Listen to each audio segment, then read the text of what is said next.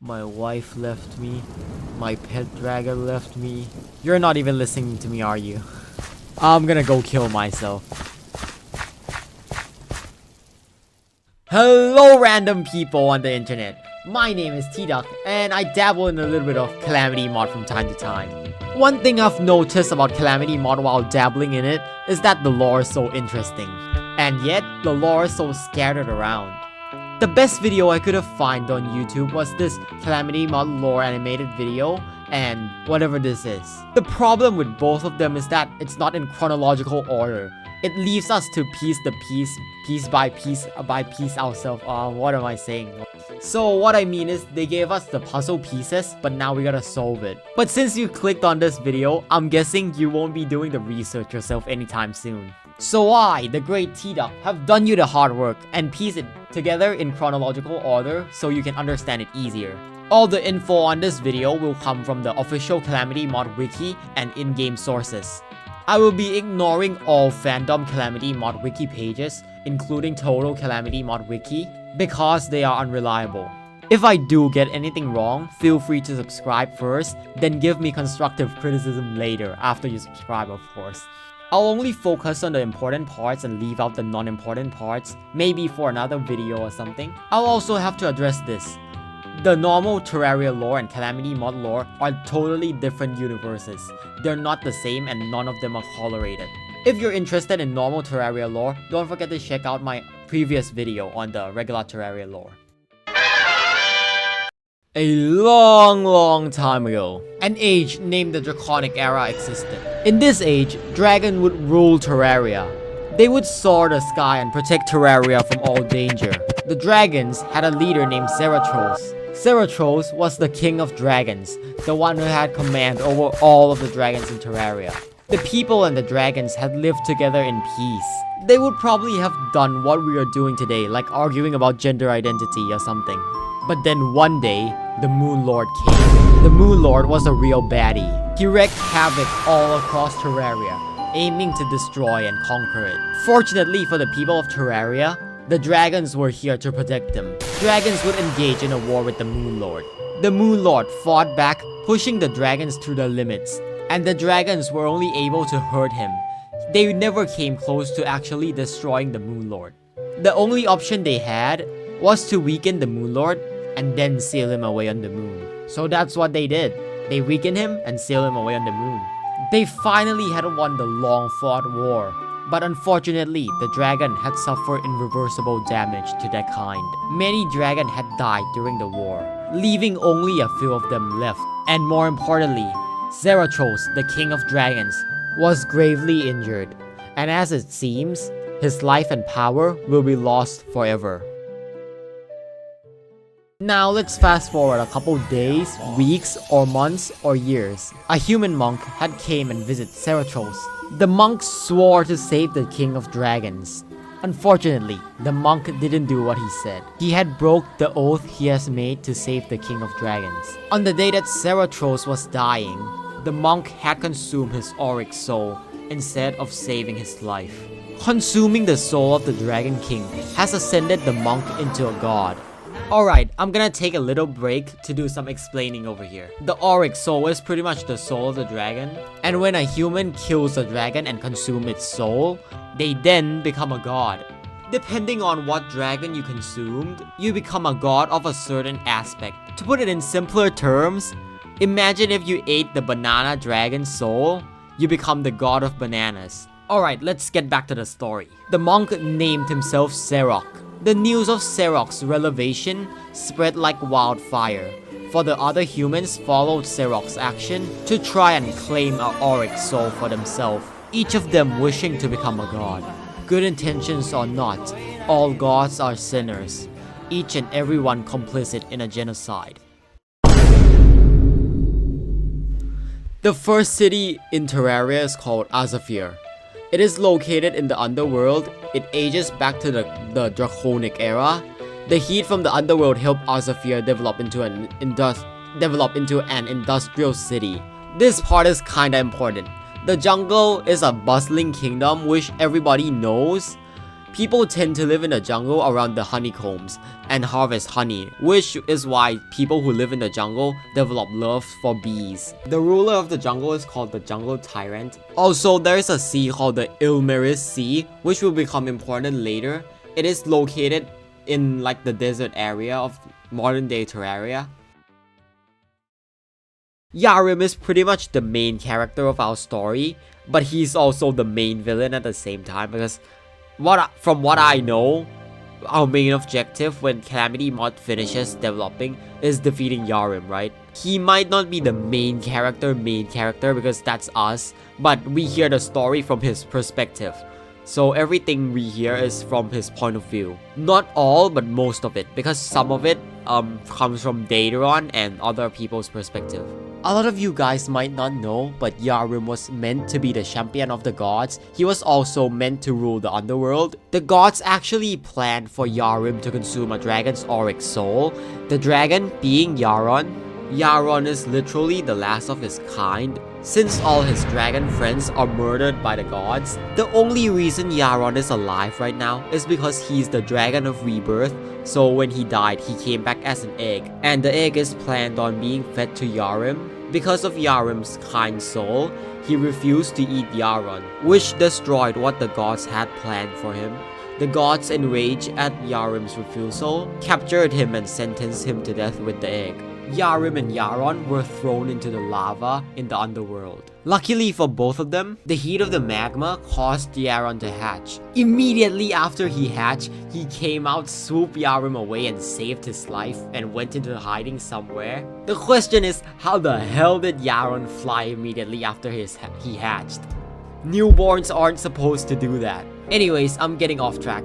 Yharon, remembering his past life, told Yharim the story of Zarok and Zeratos. He told Yharim about how Zarok betrayed Zeratos and how the god killed a bunch of dragons and all those stuff. This kickstarted Yharim's hatred for the gods. Yharim hated the gods as they are sinners who aided in a genocide of a species. Okay, imagine this if you have a pet cat and the pet cat told you about how a bunch of people killed all of his other cat friends. I mean, you would hate the people who killed it. You would hate the people who killed all the other cats too. Yharim started planning on how he would get revenge on the gods. During this planning phase, Yharim had made friends with Daedron and Permafrost. Daedron being a scientist and Permafrost being a mage. Both became good friends with Yharim, joining his army and participating in his future crusade. Yharim also became the jungle tyrant who ruled over the jungle. I think this detail is not really significant. That should be all for Yharim's early life, so let's move on to the next topic. Alright, this is gonna be a long one, so you better stick with me here. Firstly, I gotta mention how Arsaphir, the economic forging city, was destroyed by the brimstone elemental who was awoken. No one knows the reason it had destroyed the city, but a lot of people speculated that it was due to pollution or that someone purposefully reawakened it. I didn't know where to put this on the timeline, so I just put it here. One random day, Yharim found a girl prostrated in his court, in rags, trembling. Instantly, when Yharim met her, he felt the power with her being unfathomably strong. Permafrost, Yharim's friend, recognizes her power and immediately he told Yharim to look after this girl. This girl was so strong that she could even kill a god, even when she was a child. The girl is known as Calamitas. When she became a teenager, she joined Yharim's army to participate in his crusade. Later on, Calamitas, who was trained by Permafrost, became Yharim's trump card. She had already destroyed many gods. One of her most important feats is the incineration of the Yharim Sea. The sea used to be a great kingdom, but during Yharim's crusade, Calamitas was ordered by Yharim to destroy the cities. She destroyed the city, leaving only the outskirts untouched, leaving the former sea as a desert. Many species went extinct. The more important ones are the desert scourge that once roamed the Yharim Sea, but when the incineration happened, it chose to remain in the area rather than flee. Crabalon, unlike the desert scourge, had fled underground to the mushroom biome. Before it dies, being taken over by the spores. Later, Dradron, Yharim's engineer friend, experimented with souls to create the mechanical trio. The mechanical trio was used to combat the gods during Yharim's crusade. Dradron, working on his many projects, dumped a bunch of stuff into the Sulfur Sea, making it stinkier than it was before. Let me explain the Sulfur Sea for you. The Sulfur Sea has always been stinky, even before Dradron polluted it. The reason there is life in the sea is because the goddess of life, Silva. The Sulfur Sea used to be uninhabitable. There was Anahita and the Leviathan that used to live there. But one day, Silva came, the goddess of life. She influenced the sea, making it habitable and kicking Anahita and Leviathan out to the abyss. Because she has spread her influence there, the sea is now livable, so creatures like the aquatic scourge live there now. During the crusade, Yharim and his gang discovered the astral infection. They discovered that stars can die somehow, and that there are cosmic beings eating the corpse of these stars. Then the corpse of the stars become the astral infection that has a mind of its own, which is cool. Here's where the astral infection becomes important. Dradron created a robot called the Astrum Aureus, which was supposed to be a robot that retrieves items and materials from battle sites and then take it back to Yharim and his gang. But then it was taken over by the astral infection, turning Astrum Aureus into the infection's pawn. Which means Yharim and his gang can't get their stuff back from the battle sites. Next, Dradron was working on a project to weaponize the local creatures of the jungle. The thing about Yharim is, he really likes bees. Remember how I mentioned that the people of the jungle like bees because they live near them and harvest honey for food? Yeah, Yharim's one of the people who grew up near bees. So he really liked bees. In which, Dradron probably didn't know. Dradron turned the queen bee into the plague bringer Goliath, enslaving her to do his bidding. This pissed the hell out of Yharim. Not only did Dradron harm the queen bee, he also did something Yharim really hates, which is slavery.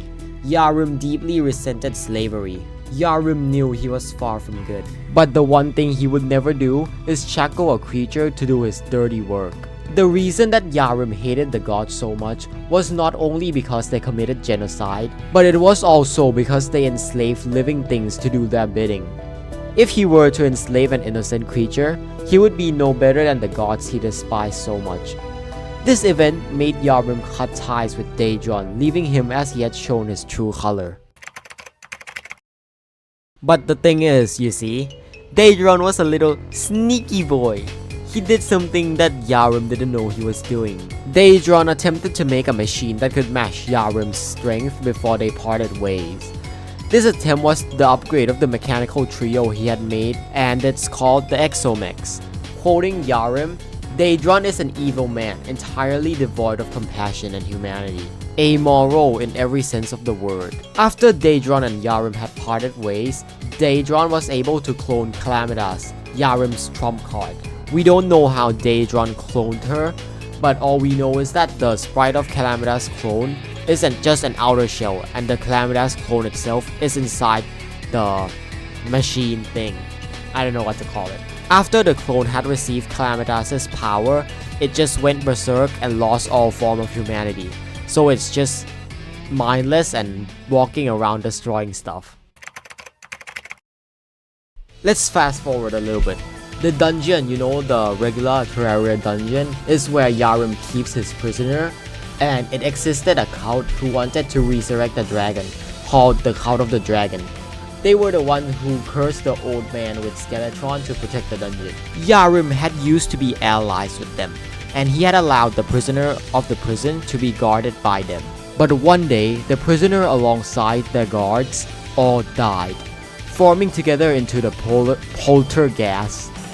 The cult asked Yharim for assistance, which Yharim ignored, separating himself from the dragon cult. I'm not sure if they needed help from Yharim to slay the poltergeist, or if they needed help creating it. Honestly, I'm pretty confused with the dragon cult. I don't know what their purpose is, or if they created the poltergeist. Yharim's crusade dragged on for decades. Near the end of the war, The Ravager was created in a desperate attempt to stop Yharim's army. The Ravager was the reincarnation of the god of sacrifices. The god of sacrifices had consumed the soul of the dragon of death. Later on, he was slain by Yharim, but the cult that follows him attempted to bring him back to life by killing themselves. It was successful to an extent. Like, he did came back to life, but he's like disfigured and ugly and not good to look at. It pretty much failed and it can't hurt Yharim at all. The last god that survived was the slime god. It was wise enough to use the Joestar secret technique, which was running away. The slime god knew it wasn't able to fight Yharim, so instead it chose to run away. The dragon that the slime god ate was the dragon of gluttony. Day by day, Yharim went from a man with good intentions, wanting to bring justice upon the gods and equality towards Terraria, to a man blinded by tyranny. Permafrost, Yharim's best friend, had realized Yharim had become a tyrant. Permafrost then expressed his disappointment in Yharim, which led to an argument between the two. Yharim then ordered the execution of Permafrost by ordering his pupil Calamitas to kill him. Yharim thought that Permafrost was killed by Calamitas. In truth, Calamitas has realized the sins of her action. Unable to bear it, she left Yharim's side and sealed her master away into the cryogen, wishing to protect him. This marked the end of Yharim's crusade, a war that lasted over multiple decades. The death of the gods caused the creation of the Crimson and the corruption. The corruption and Crimson are morbid beyond imagination.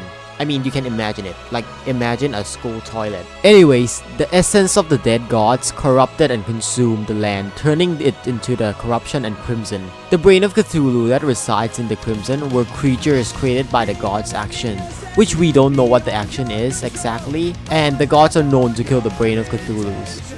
On the other hand, the Eater of Worlds are just creatures in the corruption that can't actually eat worlds.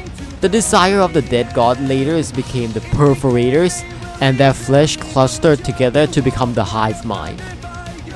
The Crimson and corruption was the manifestation of the god's evil mind. This proved that the gods were evil to Yharim. Society was left in shambles, people spread out to hide, which is the reason we need to build houses for the NPC and stuff. Yharim, who had started the crusade in good faith, wishing to bring justice to Terraria, was left there ashamed at his actions that brought more harm than good. He went into hiding, leaving his best friend Yaron to protect anyone who came near him, waiting for a hero to defeat him. One day we, the Terrarian, came in, or the Terrarians if you're playing multiplayer. We hear a voice in our ears. It was Yharim, the great jungle tyrant. It was a plea for help, wanting someone to seek him out. Our mission is to defeat all the evils that Yharim had left behind. The gods that are unslain, the machine of death created by his dear friend, and his ally who still roam this land. But most importantly, we need to rebuild the broken society that he had left broken by building villages and communities and progress forward to the bright future. Yharim will be accompanying us in our adventures. Since all the lore items are Yharim directly talking to us, it's like V and Johnny in Cyberpunk. Do you get what I mean? Also, don't forget the most important mission of them all, saving the turtles. And that's the entire Calamity mod lore, at least the important stuff. Thanks for watching, and cut!